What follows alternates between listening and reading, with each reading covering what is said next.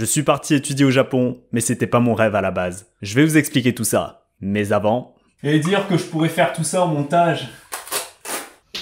Alors déjà, moi c'est Vin, c'est vietnamien. J'ai 28 ans et comme tous les enfants des années 2000, j'ai grandi avec les animés. Pas avec le Club Dorothée qui était déjà mort à ce moment-là, mais avec leurs enfants spirituels. LGK sur NT1 qui diffusait entre autres Naruto, Rave Master ou Initial D, mais surtout Virgin 17. On savait pas comment, mais ils arrivaient à proposer de la nouveauté toutes les semaines. On avait Black Butler, puis la semaine suivante Soul Eater, puis FMA Brotherhood la semaine d'après. Et avec ma petite sœur, on est tombé dedans. Mais à partir d'un moment, ces chaînes étaient à court de nouveautés. Du coup, on s'est tourné vers les sites de streaming, dont le plus connu à l'époque, Inata Online. Et rien qu'en disant ce nom, je pense qu'il y a beaucoup de souvenirs qui remontent si vous avez connu cette époque. Des épisodes uploadés sur RoTube ou Mega Upload, en 360p dégueulasse avec des polices d'écriture improbables. Mais on était hyper contents, parce que déjà c'était le seul moyen d'être à jour sur Naruto et One Piece. Et c'était un bon moyen de regarder ce qui était hype au Japon. Les Angel Beats, les Toradora, les No Game No Life. Et en plus c'était gratuit à vie et sans publicité. Contrairement à certains... Non, c'est pas moi, j'ai un alibi, j'étais au cinéma. Et moi, devant cet océan infini de contenu, j'ai plongé la tête la première jusqu'à devenir complètement asocial. Je pouvais enchaîner une centaine d'épisodes en une semaine de vacances. Et à force d'en regarder, je me suis imprégné de la culture japonaise. Enfin, de la culture japonaise. Genre ça, ou encore ça. Alors oui, la photo est un peu dégueulasse, mais c'est parce qu'elle date d'il y a plus de 7 ans. Du coup, je me suis dit qu'un jour... je deviendrai le meilleur dresseur. Pas du tout. Un jour, je serai résident au Japon. Enfin, ça, c'est ce que j'aurais pu vous dire. Mais n'oubliez pas qu'on est au début des années 2010. Et à cette époque, personne ne voulait partir au Japon. Parce que le Japon sur Internet, ça se résumait qu'aux animés. Et ça.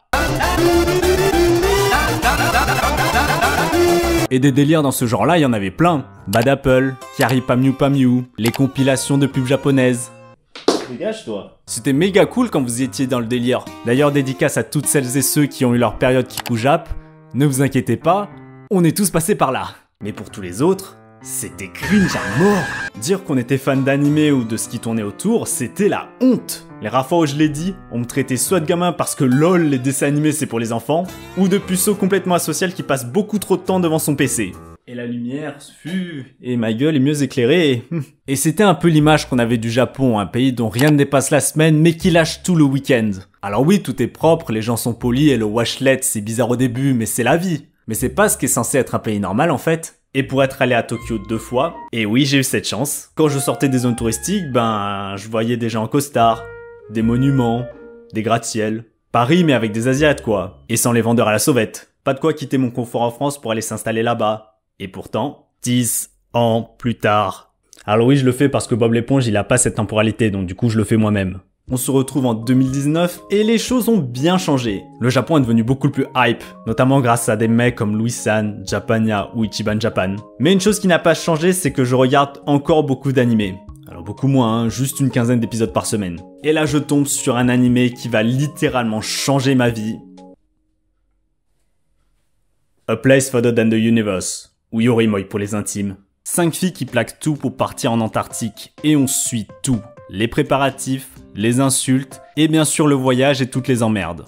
Bon, petit update au montage parce que j'ai oublié une partie. Pour ceux qui sont habitués à ce genre d'histoire, ça a rien de nouveau. Des filles qui font des activités pas banales, ça existe depuis très longtemps. Et parfois vous vous reconnaissez dans un des personnages qui partagent exactement le même mood que vous. Et c'est ce qui m'est arrivé avec un des personnages de cet animé, elle. Kimari, c'est la fille la plus normale du monde qui cherche à profiter de sa jeunesse. Et à chaque fois, elle se dit que cette fois-ci, elle va sécher les cours pour partir à l'aventure, avant de se trouver des excuses et revenir à son train-train quotidien, qui est pas fou mais assez confortable pour ne pas s'en plaindre. Jusque-là, j'avais suivi le script à la lettre. J'ai eu mon bac, sans mention. Licence professionnelle conception, pilotage et optimisation énergétique pour les procédés de la chimie, la pharmacie et l'environnement, qui ne m'a servi à rien. Et j'avais un travail.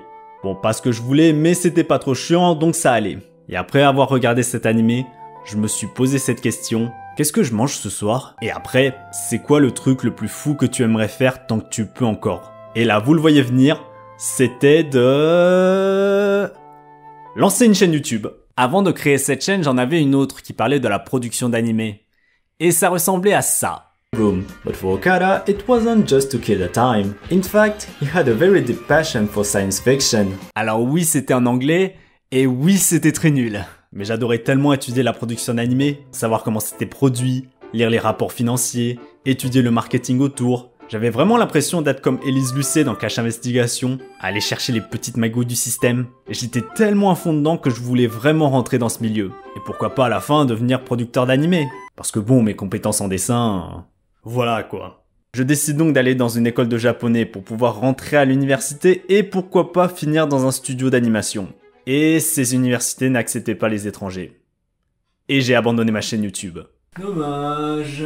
Mais même si j'ai pas réalisé mon rêve, je regrette pas un seul instant d'être parti. J'ai rencontré plein de gens, je suis allé dans des endroits magnifiques et je me suis fait plein de souvenirs que je veux vous faire partager sur cette chaîne. Parce que si vous voulez vraiment le faire, faites-le. Vous le regretterez pas.